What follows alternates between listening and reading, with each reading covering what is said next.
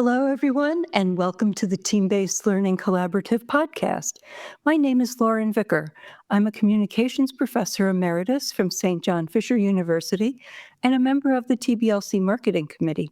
We've been discussing the idea of a podcast for the organization, and as a result, we are releasing several episodes to gauge member reaction and engagement with people from other groups and organizations. Our guest this week is Dr. Rebecca Andrews-Dickert. Rebecca is assistant professor in the Department of Physiology and Pharmacology at Sam Houston State University College of Osteopathic Medicine in Conroe, Texas. She has recently completed the TBLC Practitioner Certification, which is our topic for discussion today. But first, let's find out what's been happening in the Team-Based Learning Collaborative. The TBLC Annual Conference will take place March 22nd to 25th, 2025. The Fundamental Series will be offered Saturday and Sunday, and the first plenary speaker will be on Sunday evening, with workshops, oral presentations, and poster sessions taking place on Monday and Tuesday.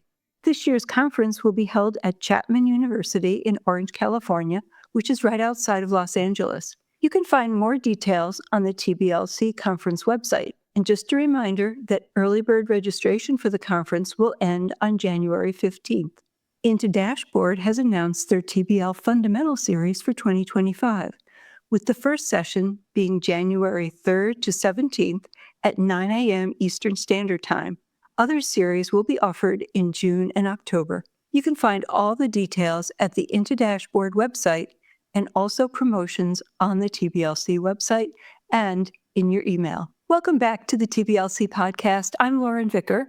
Our guest today is Dr. Rebecca Andrews-Dickert, who recently completed the TBLC Practitioner Certification. Welcome, Rebecca. Thank you so much for joining us today. It's great to be here. So before we talk about the Practitioner Certification, I know you worked as a physician for a number of years.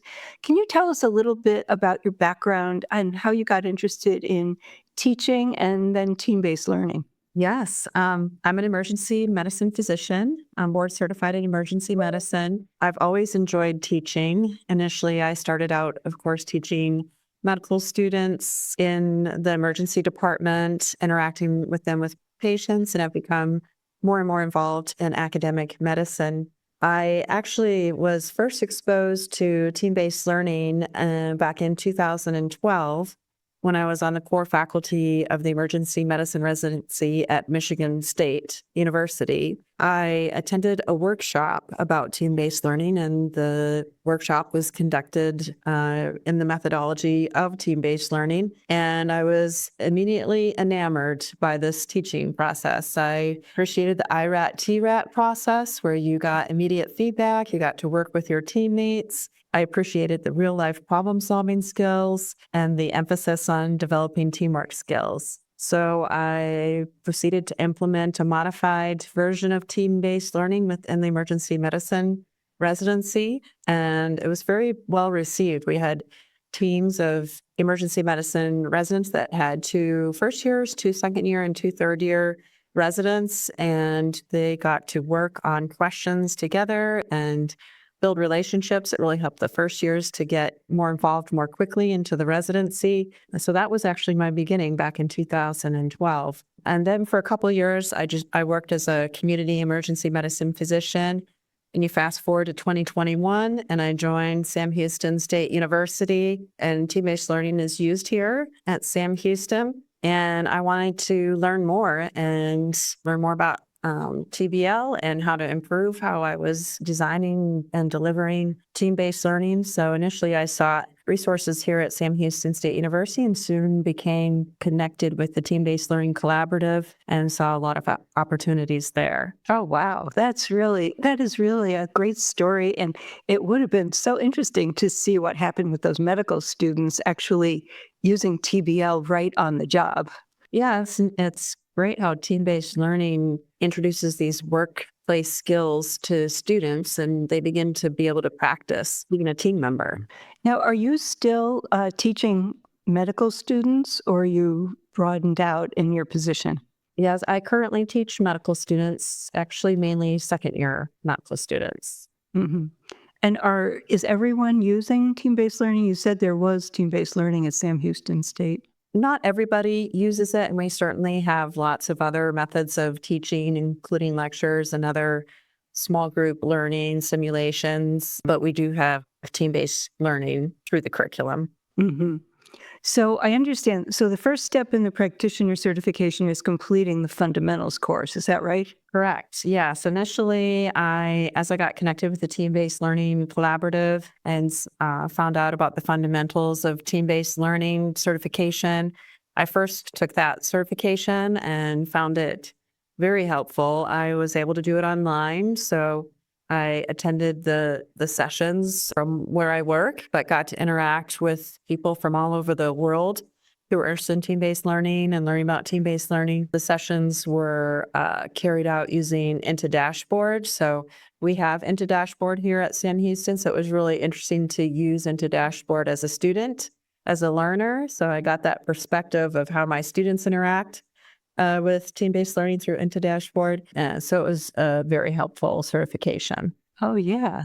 So what led you to decide to move on for the practitioner certification? As I learned more about team-based learning, I started to see areas that I wanted to improve more in how I designed team-based learning and delivered team-based learning. I saw on the website that there was additional certifications. I've also been developing scholarly work within team-based learning and was looking to improve the design and delivery of my TBL, and I was attracted to the TBLC Practitioner Certification.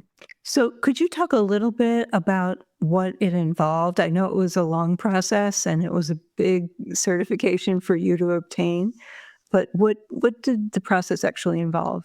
Yes, it was a pretty involved process. It took close to a year. There's a lot of work involved, but it's very good work, very helpful work. There's 4 key competencies that the program consists of. Those key competencies are the knowledge of team-based learning, the design and delivery of a complete module of TBL-based instruction, and then peer evaluation processes and effective facilitation skills. And there's very specific criteria to meet for each of those, and it's an excellent framework to work through to improve your design and delivery of TBL. Another great aspect of the program is that you are assigned a mentor. So my mentor was Sarah Lurchenfeld, and she was an excellent mentor. But to have that resource of someone who is very experienced in team-based learning to guide you through the steps of the program, and also just to get that feedback and be able to use the knowledge and experience she's gained in her years of doing team-based learning was really beneficial. Yeah, I worked with Sarah on the programming committee for a couple of years, and that was when we had to shut down the conference that year because of COVID. So it was, I got a chance to see her leadership style, but I believe they're all TBL at Beaumont. Is that right? I actually don't know if they're all TBL. She's certainly quite involved Mm. with TBL. Right, right, and the TBLC as well. So I know so you worked with her. Were you also working with a group of other people going for certification the way you did with the fundamentals? No, it's you're working with the mentor.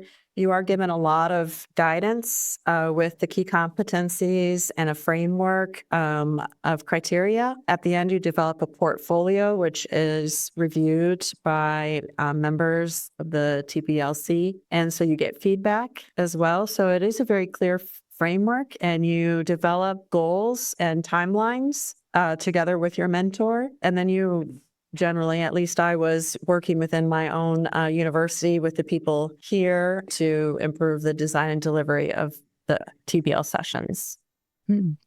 So can you give us an idea of what your portfolio actually looked like? Was it similar to like an academic portfolio and you're coming up for tenure review or something like that? Basically, the 4 key components, I had a section for each key component. There was very specific criteria to meet. That was very helpful criteria. So I had sections for each of those. It does involve developing and delivering a TBL module that is following the TBL structure and steps. and you submit that particular module as well as a guide for faculty to use that module. And then there's other sections as well. One of the key components, I think all of them had a section on reflection, where you thought back about what you had learned through the process of that key component and wrote it out. That was actually really helpful to spend some time reflecting on what I had done and what I had learned through the experience. There's also criteria that involve looking at feedback from your students about their experience of the TBL, and then also obtaining feedback from faculty peers who have some experience in TBL. So I had 2 faculty members here at Sam Houston that have experience in TBL who actually came into the classroom during my TBL and gave me feedback regarding facilitation skills. And so that's included in the portfolio. So again, it is a significant amount of work, but very good work, very helpful work, really helps to improve the design and delivery of the TBL sessions that I now teach students. Great. So how do you think overall it has impacted your teaching, since you were already using TBL before you went through this certification process? I think the 2 areas where it really helped me a lot was one was developing my facilitation skills, and the other was in peer evaluation. So facilitation skills, I had been wanting to improve those for a while, really having good discussions during the application activities. So that was really helpful. And then also, we had not developed or implemented a peer evaluation system here at Sam Houston with the TBL. So went through the steps of determining what type of peer evaluation to do, how to deliver it. That was actually really helpful to get input from my mentor regarding her experiences with peer evaluation, then getting feedback from the students regarding their experience of that newly implemented process.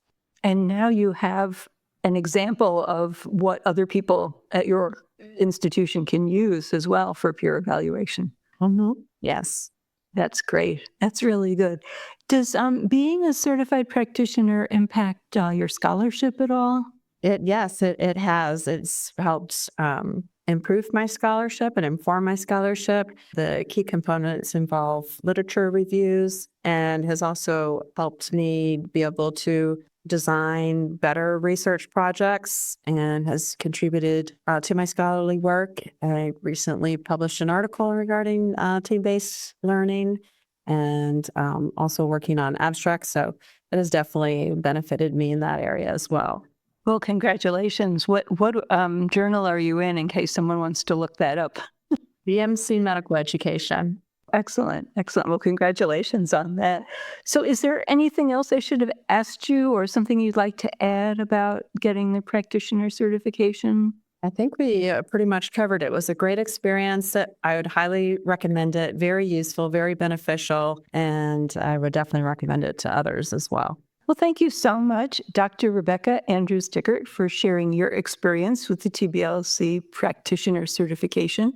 If you're interested in investigating the Practitioner Certification, you can check out the requirements on the website, teambasedlearning.org/TBL-certifications. And I'm sure you can reach out to Rebecca with any further questions you might have.